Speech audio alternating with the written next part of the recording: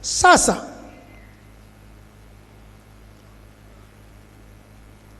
tumekuwa tunazungumzia mawigi katika hayo yasiyo ya asili. Tunakwenda sasa katika jingine ya hayo yasiyo ya asili. Hizi zinaitwa grili za meno. Hizi zinaitwa grili za meno, ambazo nazo zimeanza kuonekana katika nchi yetu, japo kwa sehemu, kwa sababu wengi wanapenda kutia magrili ya dhahabu na aina mbalimbali za madini katika meno yao, na zinakuwa ni gharama. Lakini tayari kuna watu wa namna hiyo wanatengeneza grili za meno, zinaitwa teeth grills. Na nyota wa filamu wa Hollywood hao kule Marekani wanakuwa na hizo grili za meno. Tuone grili za meno sasa zinavyokuwa, picha zake, watu waliovaa grili za meno, meno yao yanafananaje.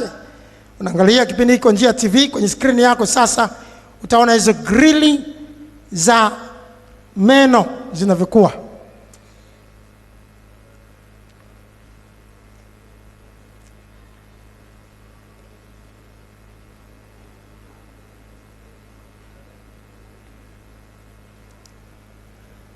Hizo ndio grili za meno ambazo watu wengi sana wanavaa huko Marekani na sehemu nyingine Ulaya. Na sasa sikiliza maelezo yanayotolewa kwa huyo anayevaa grili za meno, zinamfanya aweje, awe mtu gani. Ndio utaelewa ukahaba unavyohusiana na kazi hizi. Unaweza kupata maelezo hayo katika anwani ya mtandao ifuatayo: www.icedOutgear,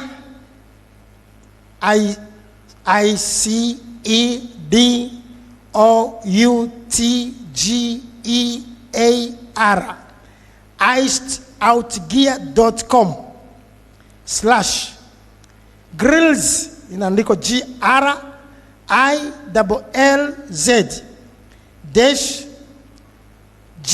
GOLD teeth TEETH.PHP,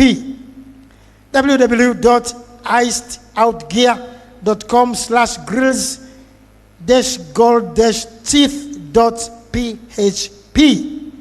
Sasa katika maelezo hayo wanaeleza mtu akivaa hivi anakuwaje. Kiingereza kwa maneno yao wanaandika hivi: more gangster than any accessory on the market. Grills are more than just gold. Teeth, they help all your homies know that you are the ultimate pimp. Wanasema hizo grili za meno, hawa wanaoitwa magangster, ni kama Kiswahili chetu wanaitwa magangwe. Magangster ni wale wahuni wa kutupa katika maeneo hayo ya mageto, ya majambazi wakubwa humo, ndio unakuta hao wanaitwa magangster. Sasa anaeleza ukivaa grili za meno unakuwa pimp, yani unakuwa ultimate pimp. Unakuwa yani wewe ndio pimp hasa wa kuaminika na kutegemewa. Sasa pimp inaandikwa PIMP, pimp. Sasa pimp ni nani? Nani anaitwa pimp? Wanatoa maelezo katika mtandao kwa kutumia anwani ifuatayo: en.wikipedia, inaandikwa Wikipedia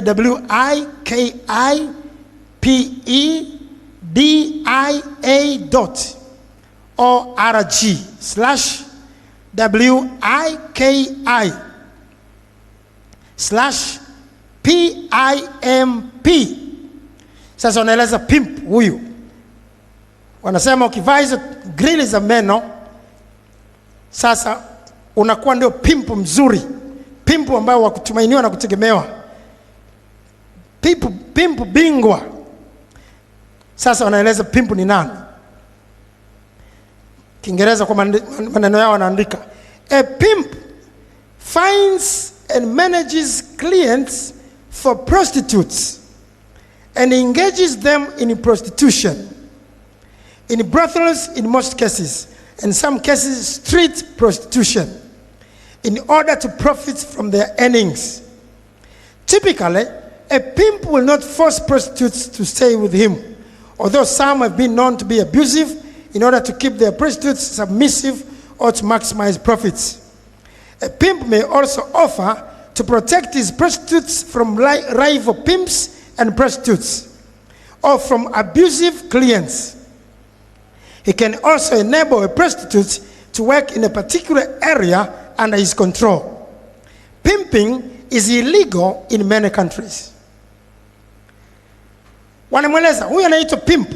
Sasa ni mtu ambaye anatafuta makahaba na anakuwa ni manager wa makahaba, halafu anawaajiri kufanya ukahaba, halafu kwa kawaida anakuwa ni katika sasa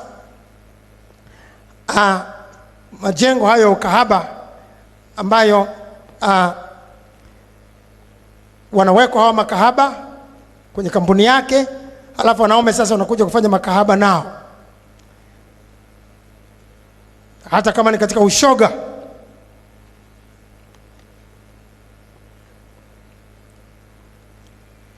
Wanaume wanakuja kufanya ukahaba nao hata kama ni katika ushoga. Na wakati mwingine vile vile hata katika ukahaba wa mitaani. Halafu zile fedha zinazopatikana, ujira wanaopewa, zile fedha wanazolipwa kwa ukahaba zinaingia kwenye mfuko wa kampuni. Kwa hiyo pimp, huyo manager, huyo mmiliki wa hiyo kampuni ya ukahaba, ile ndio inakuwa ya kwake. Sasa kahaba hiyo ukivaa hizo grili za meno, manake upesi sana unaonekana wewe ndio manager mzito wa kampuni kubwa ya makahaba. Kwa hiyo ni utambulisho mkubwa sana wa manager wa makampuni ya ukahaba. Fikiri kama nilivyozungumzia, chochote kinachokuwa sio cha matumizi ya asili kinajumuishwa tu moja kwa moja katika miungu, katika mashetani, katika ukahaba moja kwa moja katika kazi hii. Ni mavazi ya kikahaba moja kwa moja. Sasa hizo ni grili za meno.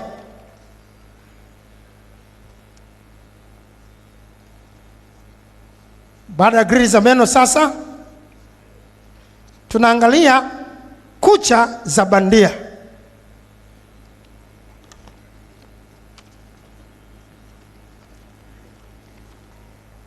Hatuna muda wa kusoma mambo mengi, maana ziko aina mbalimbali za kucha na malighafi zinazotumika kutengeneza makucha haya bandia.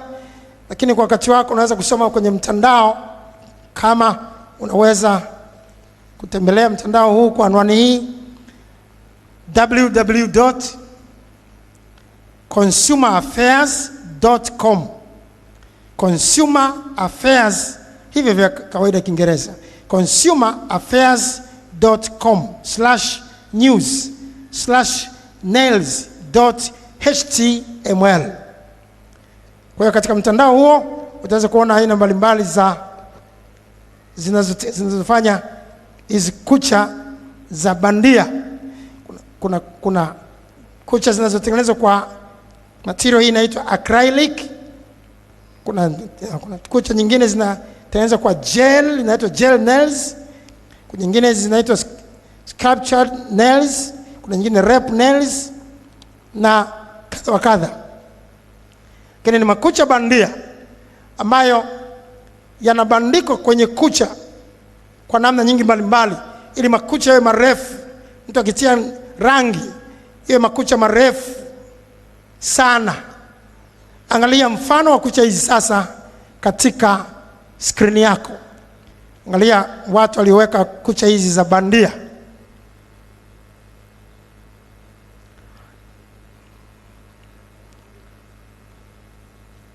Hizo ni kucha mbalimbali za bandia hizo.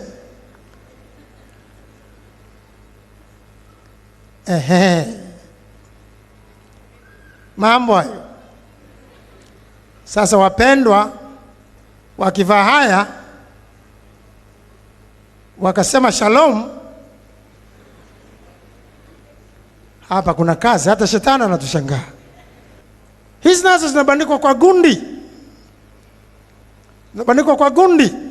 Nyingine zinaweza kuja juu ya kucha, lakini nyingine zinaweza kutengenezwa mtu kucha zile zikapimwa zikaonekana namna yake, halafu zikatengenezwa kabisa kama mtu anashona nguo, zikaja kubandikwa size ya kucha zilivyo, kucha asili ikawa haionekani, halafu hii ndio ikaja juu yake, halafu kabandika kabisa hapo juu yake kwa gundi maalum ya kuweka kwenye kucha. Nyingine zinakuwa juu ya kucha hizi zilivyo, na inakuwa kama unavaa, inakuwa kama kidude tu kama umevaa juu yake na kadhalika. Sasa kama tunatembea tumevaa makucha ya material ya ajabu ajabu hivyo, na kumwambia Mungu, wewe ulikosea, hivi ndio kucha zangu zilitakiwa kuwa. Halafu naweka mikono hiyo hiyo, unamwabudu Bwana, unasema sasa, hebu tumimina mioyo yetu mbele za Bwana, tumwabudu Bwana wa majeshi.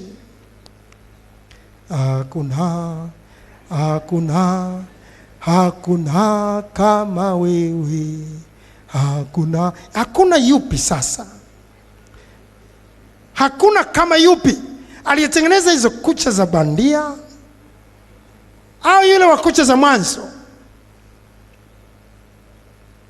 Unamtumikia yupi? Unasema hakuna kama yeye, ni yupi? Maana huyu umeshamkosoa na kusema alikosea hapa. Tayari una Mungu wako mwingine. Tunaona kitu hapa? Tunaona kitu hapa?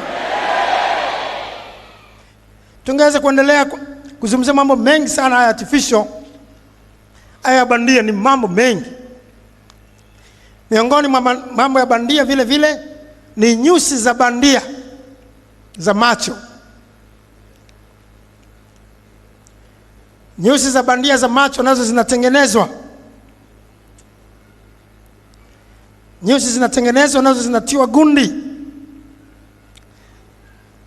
Zinaitwa false eyelashes. False, yani nyusi za uongo. Nyusi za uongo.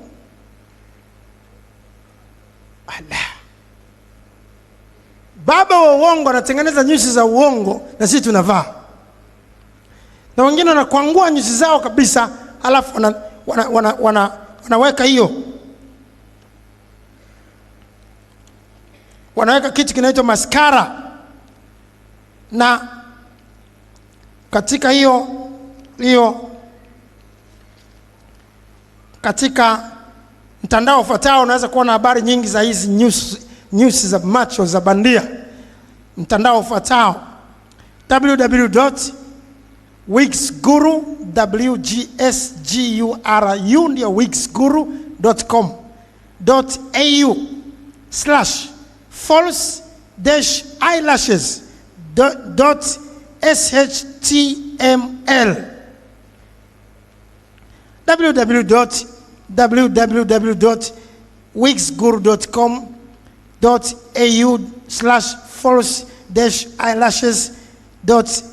www.wigsguru.com.au/false-eyelashes.html. Ndio utaona kwa undani hapo kuhusiana na hizo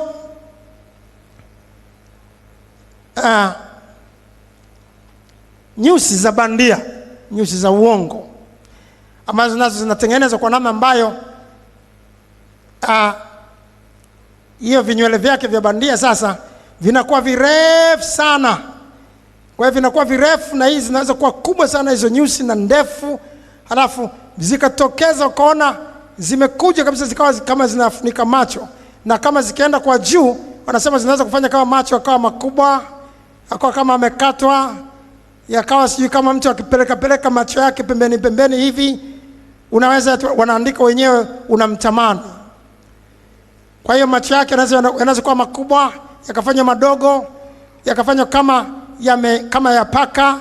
Kuna vitu vingine vya kuweka ndani ya macho, alafu unavibandika kwenye macho, alafu inaweza kuwa kama ya paka. Jamani,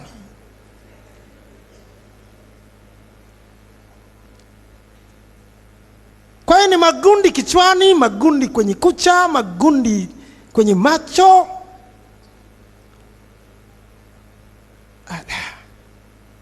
Kuna nini? Kuna nini hapa?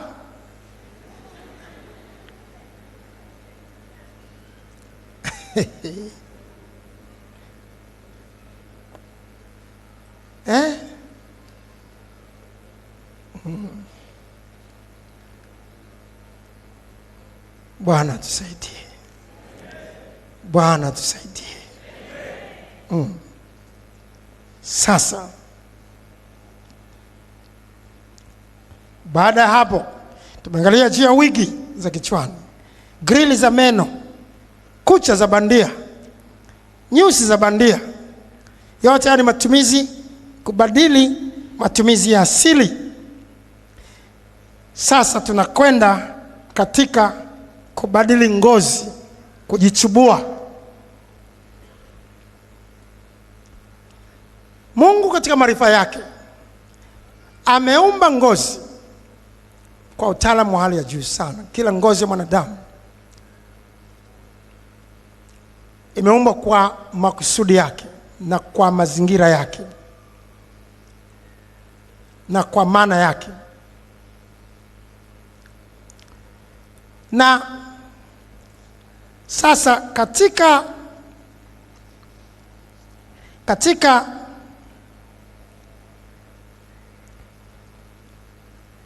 uumbaji wa Mungu, kwa mfano ngozi ya mtu mweusi, Mungu anasema, je, Mkushi, yani Mwafrika, mtu mweusi anaweza kuibadili ngozi yake? Tuangalia andiko hilo, Yeremia 13:23 tunasoma, je, Mkushi. Kushi ndio eneo hilo la Ethiopia na eneo sehemu fulani kidogo hapa ya Sudan, ni Afrika hawa.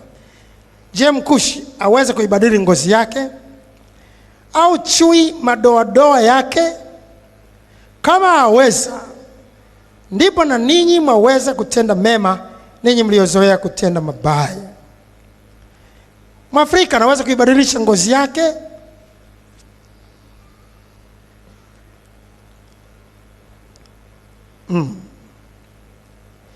Sasa watu wa nyakati tulizonazo wanasema anaweza. Kwa hiyo wanaibadilisha ngozi ya Mwafrika kwa kutumia madawa kadha wa kadha. Kuna mikorogo ya namna mbalimbali ya madawa ya mchanganyiko, mpaka wengine wanatumia mpaka maji ya betri, mafuta ya transformer. Wanaiba mafuta ya transformer huko kibao, watu hawapati umeme, watu wanachubua mingozi ili wawe weupe. Na yanakuja madawa ya kila namna baada ya kujua Waafrika wanaojiona duni, hawaamini weusi ni uzuri, wakati maandiko yanazungumza kabisa weusi ni uzuri. Angalia Biblia inavyosema juu ya weusi ni uzuri katika Wimbo Ulio Bora. Wimbo Ulio Bora sura ya 1 mstari wa 5.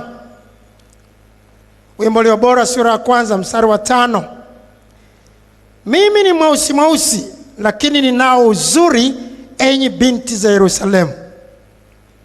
Sema maneno hayo. Mimi ni mweusi mweusi, lakini ninao uzuri, enyi binti za Yerusalemu. Ndiyo, hiyo ni Wimbo Ulio Bora sura ya 1 mstari wa 5. Sasa shida inayokuwepo, wanaume wengine ndio wenye matatizo. Kwa hiyo wanaona uzuri ni weupe. Kwa hiyo wanaume wengine nao roho hiyo imewavaa, mashetani hayo nayo yamewavaa. Kwa hiyo anatafuta weupe, na hawa sasa wanataka kujiuza wapate biashara. Kwa hiyo nao wanatia bidii kuondoa weusi. Sasa kuondoa weusi wa ngozi ya Mwafrika maana yake nini? Kitaalamu, katika ngozi kuna chembe chembe ambazo kazi yake ni kuondoa sumu inayotokana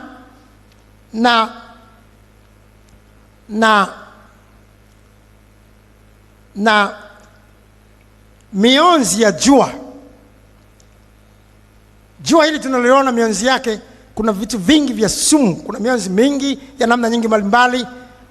Wale wataalamu wa sayansi wanajua habari za infrared rays, ultraviolet rays na kadhalika katika jua. Kwa hiyo kuna vitu vingi katika jua ambavyo vingine ni sumu sana, ambavyo vyenyewe vinaweza kutumika kwenye kazi nyingine, lakini kama vikija moja kwa moja kwenye mwili, na kama vingekuwa vinaingia hivyo, vingesababisha mauti kabisa kwa mtu mara moja. Kwa hiyo katika sehemu zenye jua kali, hasa Afrika ambako kunakuwa hakuna wakati wa baridi, sehemu za Ulaya kuna wakati ambapo miezi inakuwa vigumu kuona jua, na wakati mwingine usiku unakuwa mrefu sana. Sisi Afrika inakuwa tunaona jua tu masaa karibu 12 mchana, usiku masaa karibu 12 tena mwaka mzima. Lakini kuna sehemu kule Ulaya unaweza kwenda miezi mingi kabisa bila kuona jua, na hata ikija kutokea jua naliona inakuwa ni kitu cha ajabu sana. Sasa sisi wa Afrika ambao hatuna majira ya baridi kama kule wanaita winter kule Ulaya na Marekani, lakini wakati wote ni jua. Sisi tunaoishi huku kwa makusudi, Mungu ametuumbia ngozi yenye uwezo wa ajabu sana wa kuhimili jua, na mzungu hana ngozi tulionayo kwa namna hii ya kuhimili jua.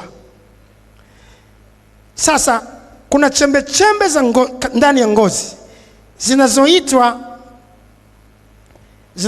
kitaalamu melanin.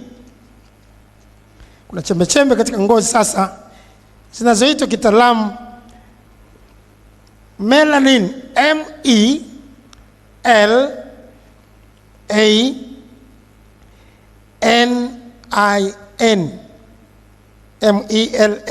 MELANIN, melanin. Sasa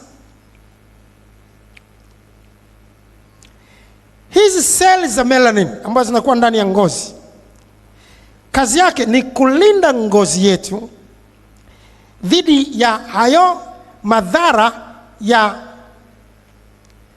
mionzi ya jua ambayo ni sumu. Iko mionzi kadha wa kadha ya jua ambayo ni sumu, ambayo inaweza kusababisha kansa ya ngozi na matatizo mengi makubwa ndani ya mwili. Sasa kadiri seli hizi za melanin zinavyokuwa nyingi ndani ya mwili wa mtu, ndivyo anavyokuwa mweusi zaidi. Kwa hiyo mtu ambaye unamwona ni mweusi zaidi, maana yake katika ngozi yake hizi seli za melanin ni nyingi zaidi kuliko yule ambaye anakuwa maji ya kunde au mweupe. Kwa hiyo huyu mwenye seli za melanin nyingi ambaye ni mweusi zaidi, ngozi yake ina uwezo mkubwa wa kuhimili jua kwa namna isiyo kwa kawaida. Kwa kawaida wazungu ngozi yao haiwezi kuhimili jua kama yetu, na kama wakikaa katika jua kwa muda mrefu, utaona kabisa ngozi zao zinabadilika. Unaweza kuona kama ni damu zinakuwepo, utaona kama utawahurumia. Na ndio maana jua tu kidogo lazima watembee na mavuli. Kukaa kwenye jua muda mrefu wanapata shida sana wazungu kwa ngozi yao ilivyo, kwa sababu hawana hizi seli nyingi kama tulivyo nazo sisi wa Afrika. Kwa sababu wao jua kwao kwa namna hiyo linakuja kwa muda mfupi, halafu inakuja hali tofauti na sisi. Na wakati mwingine usiku unaweza kuwa mrefu. Ukienda sehemu za Marekani au sehemu nyingine za Ulaya, sisi tumezoea saa 12 jua linatua. Lakini kuna sehemu kule utakuta jua unashangaa jua limetua saa 6 mchana. Saa 8, saa 9 jua limetua. Halafu usiku unakuwa mrefu kabisa. Ile asubuhi saa 2, saa 3 ni giza. Saa 4 sehemu nyingine ni giza asubuhi. Watu wanaenda shuleni katika giza, magari yanawasha taa. Usiku unakuwa mrefu. Kwa hiyo kuna wakati usiku unakuwa mrefu, kuna wakati mchana unakuwa mrefu, wakati mwingine unafika mpaka saa 5 usiku jua ndio linatua.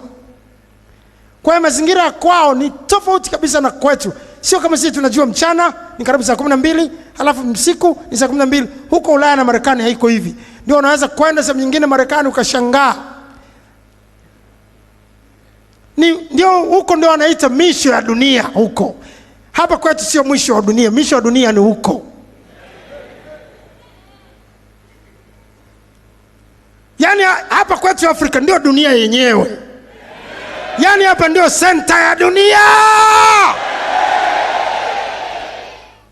Na sisi tulioko kwenye line moja hii inayoitwa ikweta, ambayo inapita karibu ya kwetu hapa juu hapa kidogo tu Kenya na Uganda, hapa kuna line hii ya ikweta. Yaani hapa ndio tuko katikati ya dunia yenyewe. Huko ni mwisho ya dunia huko.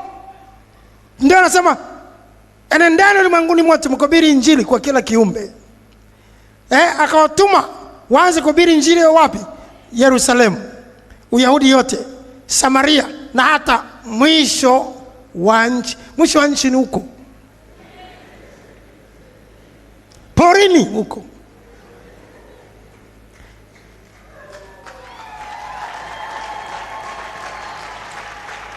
Hapa sisi tuko center.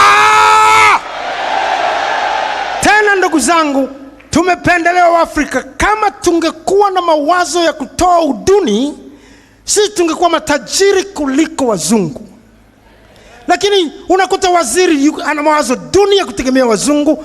Rais mwingine ana mawazo duni ya kutegemea wazungu, hajiamini hata kujenga choo tu mpaka aje Mholanzi.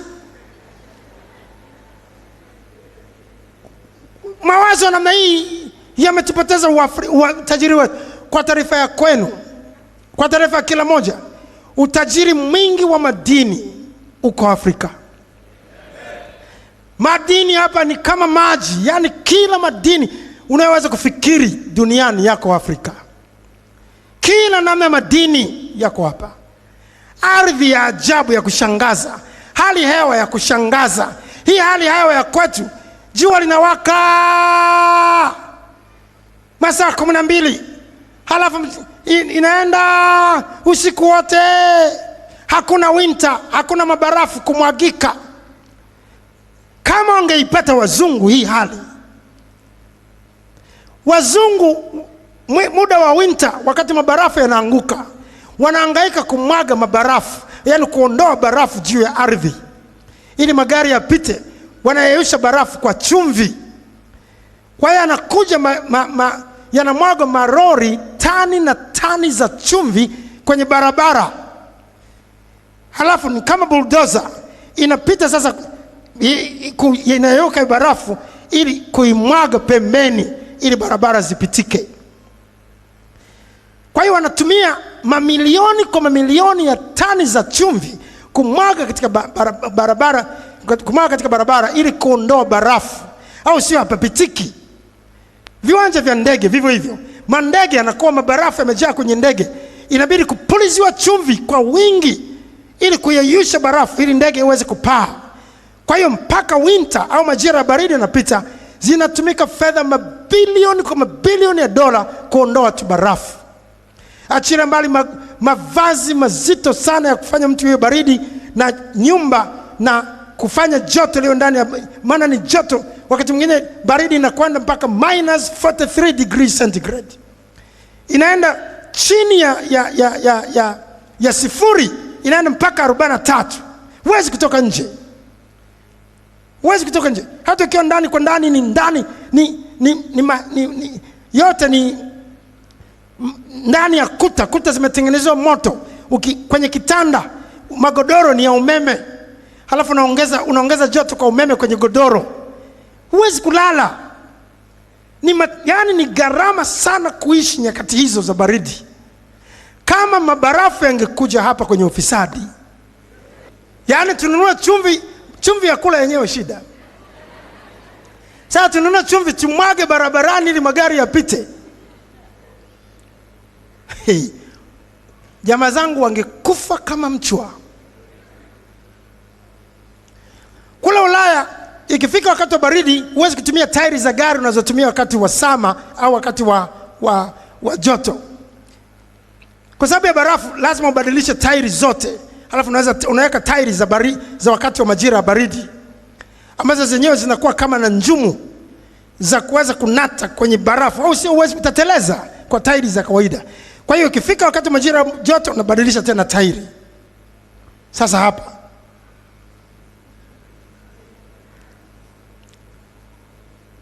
kwa hiyo gharama zote hizo sisi hatuna. Tunalima mazao, misitu. Hii misitu tunaiona huku Ulaya ni ngumu sana kuona misitu tunaiona hii. Ni misitu tu ya bandia, kama manyusi yao ya bandia. Kwa hiyo tungekuwa tunajiamini na kujua jinsi Mungu alivyotembelea, tungekuwa matajiri kuliko. Tuko tayari kujivunia Uafrika kuanzia leo? Sasa seli hizi za melanin Mungu ameziweka kwa ajili ya kutulinda na jua. Kwa hiyo kwa ngozi nyeusi, manake tuna kitu cha thamani ambacho mzungu hana. Sasa nisikilize. Sasa katika kutafuta weupe, cream au lotion mbalimbali na mikorogo mbalimbali yenye viambato vyenye sumu inafanya kazi ili kumfanya sasa mtu awe mweupe. Inafanya kazi sasa ya kuua seli hizi za melanin. Kwa hiyo kimsingi katika kujichubua ngozi kwa haya madawa unaua mwili. Ni mauaji kabisa. Kuna dhambi ya kuua inayofanya kazi. Kuna kuua seli za melanin, na sasa kuna kuwa na viambata vinavyokuwa katika cream au lotion hizo vya sumu ambavyo vinatumika sasa kuchubua ngozi ili mtu awe mweupe.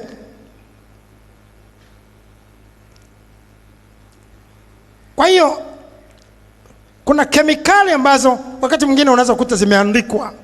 Sasa wakati mwingine kwenye mambo ya siku hizi ya utandawazi unaweza kukuta uongo, watu hawaandiki vizuri. Ndio maana lazima tuwe makini tu, lakini walio waaminifu wanaandika. Na kunakuwa na viambata ambavyo vinakuwa vya sumu, ambavyo ni pamoja na vingi ambavyo tungeweza kusoma hapa, lakini kwa haraka kuna kuwa na bisphenol, steroids ambavyo ziko katika viwango mbalimbali, hydroquinone na mazao yake mbalimbali, zebaki au mercury, hexachlorophene, zirconium, vinyl chloride, halogenated salicylanilides, namna hiyo, chloroquinone na mazao yake, chloroform, methylene chloride, chlorofluorocarbons, propellants, aerosol na vitu vya namna hiyo ambavyo sasa vinakuwa sasa katika krimu hizi na lotion mbalimbali ambazo zinatumika. Wakati mwingine utakuta katika sabuni au katika lotion na kadhalika. Hivi ni vingi, lakini nitasoma kwa haraka ili tu upate picha ya vipodozi vya hatari. Cream na lotion zenye kiambato cha hydroquinone. Princess cream, hizo zote ni cream. Iko cream inaitwa Princess, Mekako, Rico complexion cream, Buton, extra clear cream, Mike cream, Viva super lemon cream, Atra skin tone cream, Fed out cream, Palmer skin success cream, fair and white active lightening cream, fair and white whitening cream, fair and white strong bleaching treatment cream, fair and white body clearing milk tight cream, clear essence medicated fed cream, pure clear body lotion, rain clear Rico super body lotion, immediate clear max beauty lotion, Tura lotion, AKB medicated cream, Crusader skin toning cream, Tura bright and even cream, clear cream, Mickey beauty, pure clear cream, Eclair Sisant, Civic clear lightening body lotion, extra clear lightening body lotion, precious treatment beauty lotion, clear essence skin beautifying milk, Tura skin toning cream, Madonna medicated beauty cream, Mrembo medicated beauty cream, Shili cream, Kiss medicated beauty cream, Hayako chungu mzima, UNO 2-1 cream, Princess Patra luxury completion cream, Envy skin toner cream, Zarina medicated skin lightening cream, Ambi special completion cream, Lolene cream, Gluteni complexion cream, Nindola cream, Tonight night beauty cream, Fulani cream, Eclair Sant, clear lemon cream, clear extra cream, Binti jumbo cream, Malaika medicated beauty cream, Dear Heart with hydroquinone cream, Niche medicated cream, Island beauty skin fed cream, Malib medicated cream, Care plus fairness cream, Topic clear cream, Care Cocoa medicated cream, Body clear cream, A3 skin lightening cream, Ambi American formula cream, Dream success cream, Simba cream skin light and smooth cream smooth cream. Vipodozi viliwahi kuorodheshwa na Wizara ya Afya muda mfupi uliopita ili Watanzania wavijue, lakini bado ni mgogoro kwa sababu mtu haelewi madhara, bado hata viko mbali na uchochoroni na kwa bei mbaya bado anavifuata. Clear tone skin toning cream, Ambi extra completion cream for men, Clear tone extra skin toning cream, Onyi skin cream, A3 triple action cream peel light, Elegant skin lightening cream, Mr. Claire cream, Clear touch cream, Crusader Ultra brand cream, All-time skin lightening cream, Rico skin tone cream, Baraka skin lightening cream, Fair Lady skin lightening cream, Immediate clear lightening body cream, skin lightening lotions containing hydroquinone, Jaribu skin lightening lotion, Amira skin lightening lotion, A3 clear touch completion lotion, A3 lemon skin lightening lotion, Kiss lotion, Prince lotion, clear touch lotion, Supermax stone lotion, No Mark cream. Na kuna jelly hizo za kupaka zenye hiyo sumu inaitwa hydroquinone. Jelly hii body clear, topic clear, atra clear. Kuna sabuni ya maji ya kujipaka yenye hydroquinone vile sumu hiyo inaitwa pure clear lightening body oil. Kuna sabuni zenye hydroquinone kama zifuatazo: body clear medicated antiseptic soap, Black Star soap, cherry clear body beauty lightening and treating soap, immediate clear lightening beauty soap, Lady Clear, MGC extra clear soap, topic clear beauty completion soap, Atla clear soap. Kuna sabuni zenye zebaki na michanganyo yake ambayo ni msumu hizo kama sabuni zifuatazo: Movate soap, Mickey soap, Jaribu soap, Binti Jumbo soap, Amira soap, Mekako soap, Rico soap, Tura soap, Acura soap, Fair Lady soap, Elegant soap. Halafu kuna cream zenye zebaki na michanganyo yake: Pimplex medicated cream, New Shili medicated cream.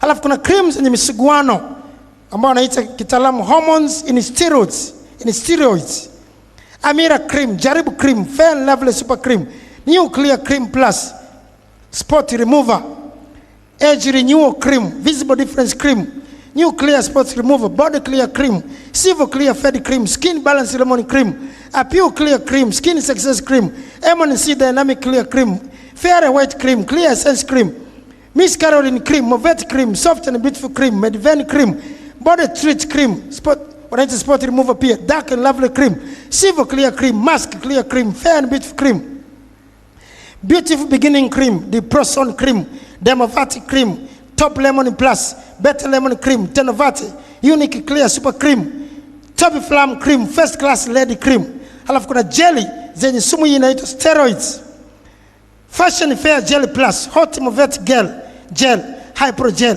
mova gel plus, secret gel cream, pure clear gel plus, hot Pro-Son gel, skin success gel plus, skin clear gel plus, soft and beautiful gel, skin fed gel plus, Atra gel plus, Zaina plus top gel, Action Demovet gel plus, Pro-Son gel, skin balance gel, wrinkle remover, TCB gel plus, Demo gel plus, Regi lemon gel, Ultimate gel plus, top from gel plus, clear and lovely gel.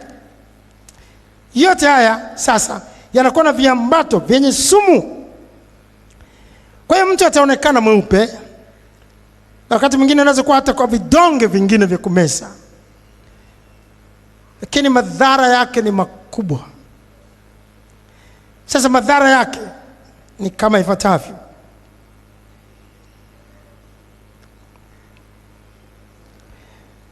Ngozi kuwa na mabaka meusi na meupe na kukunjamana. Ngozi kuwa nyembamba sana na laini. Kama mtu anakwenda operation, inakuwa vigumu sana kufanyia operation kwa sababu ngozi ni nyembamba sana. Kwa hiyo kushona ngozi ya namna hiyo inakuwa vigumu sana kwa madaktari.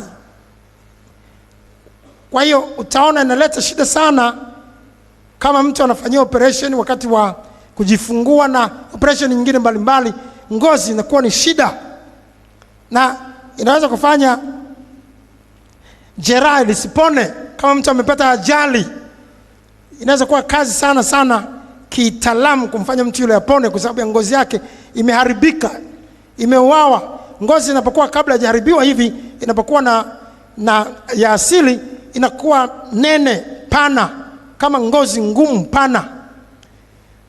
Kwa hiyo sasa inapokuwa laini nyembamba, yani ni kama kinani tu hapa, basi ukijaribu kushona ni mgogoro. Kwa hiyo wengi wakienda kwenye upasuaji ni matatizo makubwa, unaweza kufa tu kirahisi. Kutokwa na chunusi kubwa, kupata mzio au allergy ya ngozi, mwasho na athari kwenye ngozi. Kama ngozi ile itapata mwanga wa jua, huwezi kuhimili jua kama ambavyo imekuwa na himili jua mwanzoni, kwa sababu zile seli za melanin zimekufa. Halafu inaleta madhara katika ubongo, figo, ngozi na viungo vingine mwilini, na hivyo kusababisha kupoteza fahamu mara kwa mara. Kwa sababu sasa mamionzi hayo ya hatari ya sumu yanapenya kirahisi katika ngozi mpaka kwenye viungo vya mwili, ambavyo vile vitu vilivyowekwa na Mungu vya asili vya kuzuia vimefumuliwa, ngozi ile imeharibiwa.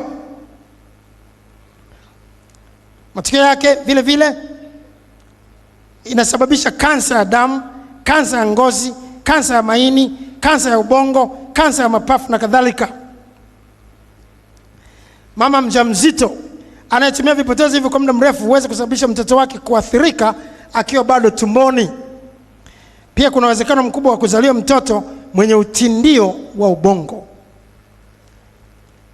Haya yote sasa yanakuja kwa ujanja wa kusema Mungu ndiyo, ngozi ya mkushi inaweza kubadilishwa. Umekosea katika Yeremia kwamba haiwezi kubadilika. Mbona tumeweza?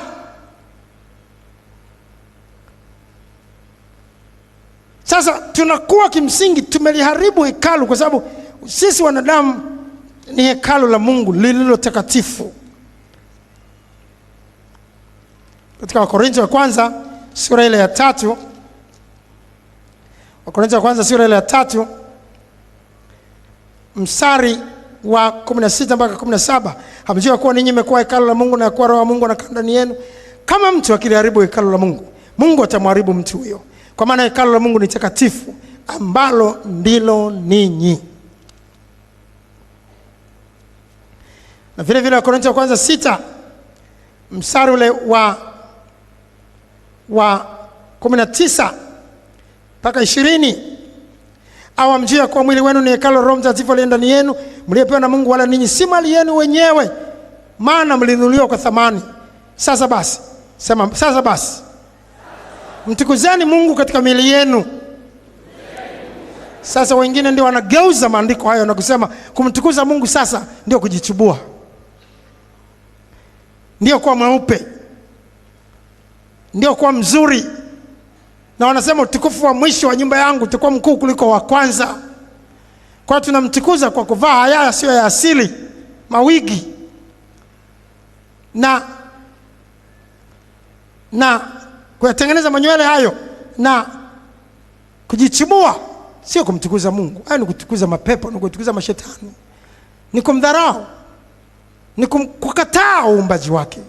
Kumtukuza Mungu maana yake kuona yani yeye ndio mwenye maarifa kuliko yeyote.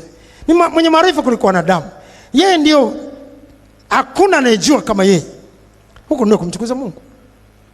Kumtukuza Mungu katika miili yetu maana yake ni kuifanya miili yetu ikae katika hali ya asili kadiri inavyowezekana. Haleluya. Jamani, tupo.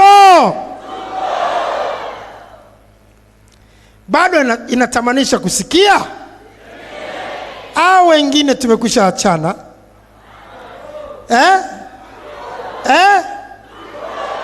Unajua Mungu anapotukataza kufanya kitu, anatukataza kwa faida yetu. Yaani usifikiri anataka kutuweka kwenye utumwa, kwenye kongwa. Hapana. Isaya 48. Isaya 48 mstari ule wa Isaya 48 mstari ule wa 17. Isaya 48:17. Bwana mkombozi wako, Mtakatifu wa Israeli asema hivi: mimi ni Bwana Mungu wako, sema maneno haya kwa bidii, nikufundishaye ili upate faida, nikuongozaye kwa njia ikupasayo kuifuata. Ndio Mungu anatufundisha ili tupate faida. Anatuongoza katika njia, tukifuata vile Mungu anavyotaka, tukaacha kubadili matumizi ya asili yasiyo ya asili, inakuwa ni faida kwetu. Kinyume chake tunatafutia matatizo tu. Na kwa washerati wa namna hii tunakaribisha mashetani, kama tulivyosema, ndani ya kutafuta mivuto ya ukahaba. Tunajenga maskani na ngome za mashetani. Angalia Ufunuo wa Yohana sasa. Ufunuo wa Yohana sura ya 18 mstari wa Ufunuo wa Yohana sura ile ya 18 mstari sasa wa pili mpaka mstari wa 3. Akalia kwa sauti kuu akisema, umeanguka, umeanguka Babeli ule mkuu. Tuseme wote kwa bidii, umekuwa maskani ya mashetani na ngome ya kila roho mchafu na ngome ya kila ndege mchafu mwenye kuchukiza. Kwa sababu gani mashetani amefanya makao ndani yako? Amefanya makao, ngome za kila roho mchafu ziko kwako, ngome za kila ndege mchafu, yote ni mapepo, ziko kwako. Kwa namna gani? Kwa kuwa mataifa yote wamekunywa mvinyo ya ghadhabu ya uasherati wake, na wafalme wa nchi wamezini naye. Nasikia? Namna yote ya ukahaba na namna yote ya mavazi ya kikahaba yanafanya mwanamke anakuwa ngome ya mashetani. Yanafanya mwanamke anakuwa maskani ya mashetani, anakuwa ngome ya kila roho mchafu. Ndio kama nilivyozungumza mwanzoni, ndio maana tunaona wanawake wengi sana mapepo, asilimia kubwa wanakuwa wanawake. Na wanaume wanaotusakizia tu wanawake tufanye hayo. Wakati mwingine wao nywele zao zinabaki hivyo hivyo. lakini wanatusakizia sisi tufanye hivyo.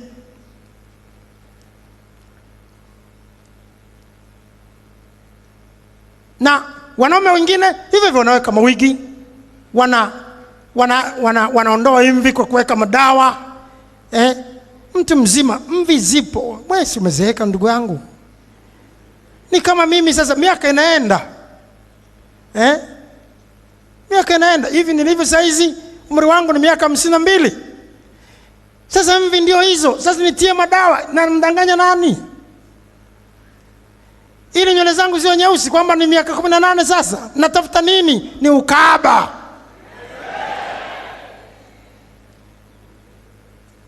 Ni ukahaba. Kwamba jamani mimi bado mbichi. Njoni. Sisi hatuweki dawa kwenye mvi. Mimi na mvi, mke wangu ana mvi, toa kilemba.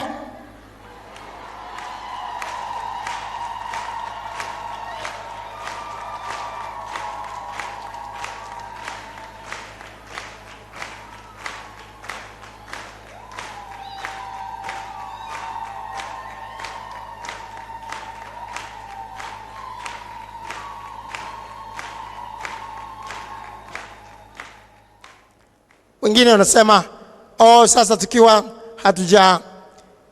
hatujatia mawigi tunapendeza namna gani? Tukiwa hatuchubua ngozi zetu tunapendeza namna gani? Huo sio usafi. Kuwa miili yetu sio usafi. Kuvaa mawigi na kutia gundi katika vichwa vyetu sio usafi. Kutembea na magundi kila mahali, katika kucha, katika vichwa kama tulivyojifunza huko nyuma, huo sio usafi kwa namna yote. Kimsingi huo ndio uchafu. Kujaribu kujifanya kuwa kama wazungu ndio uchafu wenyewe, kwa sababu kama tulivyoona huko nyuma ni kujiona duni. Maana kama mtu Mwafrika anataka kuwa mzungu, basi achonge na pua yake kabisa, kama Marekani mmoja mweusi mwanamuziki alivyojaribu kuchonga pua yake ili awe kama mzungu, na akafanyia operation kadha wa kadha kutengeneza pua yake iwe kama mzungu, na saizi sura yake imeharibika kabisa na anatisha hata kumwangalia. Kwa sababu hayo ndio malipo ya kubadilisha matumizi ya asili kama tulivyojifunza huko nyuma. Haya, sasa tupige hatua. Muda wote tumekuwa tunaangalia hii habari ya kubadili matumizi ya asili na kufanya yasiyo ya asili, ambayo inakaribisha na kutufanya tu maskani ya mashetani na ngome za kila roho mchafu. Tuko tayari kuendelea sasa? Msingi wa pili wa kuangalia kuhusiana na mavazi ya kikahaba ni kwamba mavazi ni ya kuficha uchi. Ndio msingi wa pili. Tuseme wote, mavazi ni ya kuficha uchi. Ndio. Ndio kusudi la Mungu la kuleta mavazi.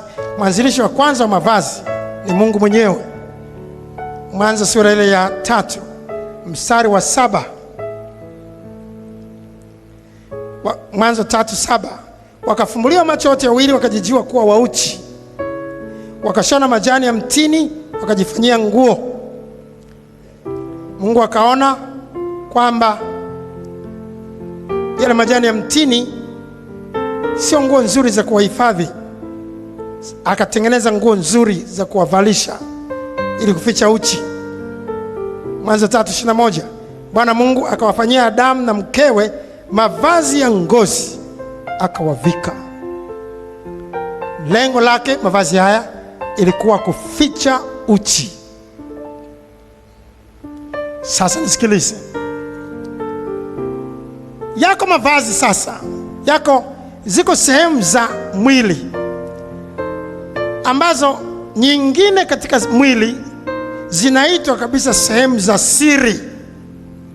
Zinaitwaje? Sio sehemu za kuonekana na kila mtu, ni za siri. ni sehemu za siri. Yaani ndio uchi wenyewe.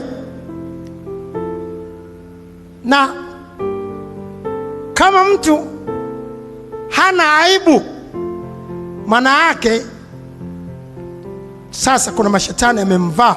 Mashetani ndio anaondoa aibu na kumfanya mtu hata kama yuko uchi haoni haya, haoni aibu, kama yule aliyekuwa anatembea uchi katika Marko sura ya 5 ambaye tutamuona punde. Tuko tayari kuendelea? Tuko tayari kuendelea?